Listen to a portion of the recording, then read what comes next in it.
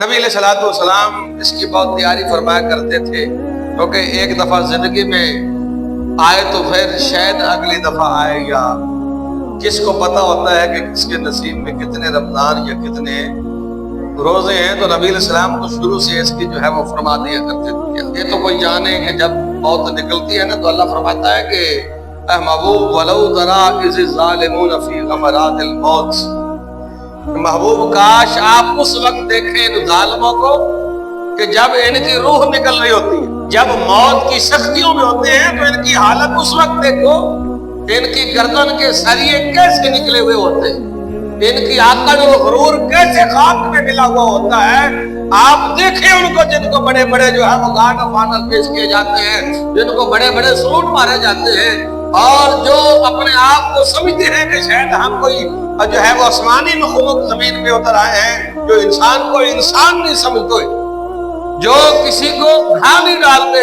فرمایا کاش ان کو تم دیکھو کہ جب ان کی موت تو آئی ہوتی ہے اور جان کنی کے عالم میں ہوتے ہیں تو ان کا پر کیا گزر رہی ہوتی ہے۔ اللہ فرماتا ہے بلو کاش ترا کے محبوب تم دیکھو ذی ظالمون فی غمرات الموت، کہ جب ظالم موت کے سختیوں میں ہوتے ہیں، موت کی جو ہے وہ غمرات کے اندر، موت کی غشی کے عالم میں ہوتے ہیں، موت والی غشی اس کے اوپر جو ہے وہ طاری ہوتی ہے، جان کنی کا جو ہے وہ عالم ہوتا ہے۔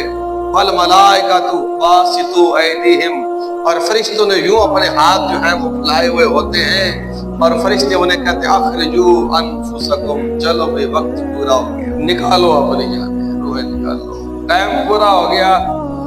ایک منٹ کا ہونا کہ پوری دنیا کی دولت دے کر ایک منٹ بھی اور جی لو تو وہ بھی یہاں سے پتہ چلتا ہے کہ زندگی کتنی قیمتی چیز ہے، جس کو ہم نے یوں ہی ہمارا گھرے کے اندر جو ہے وہ گزار دیا۔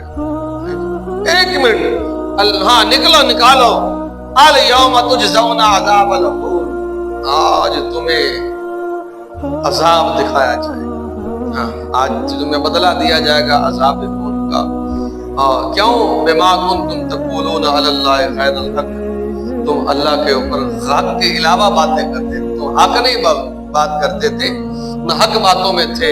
وَكُنْتُمْ عَنْ آيَاتِهِ تَسْتَكْبِرُونَ، اور تم اللہ کی آیتوں سے کیا کرتے تھے؟ تکبر کرتے تھے، اقرار کرتے تھے۔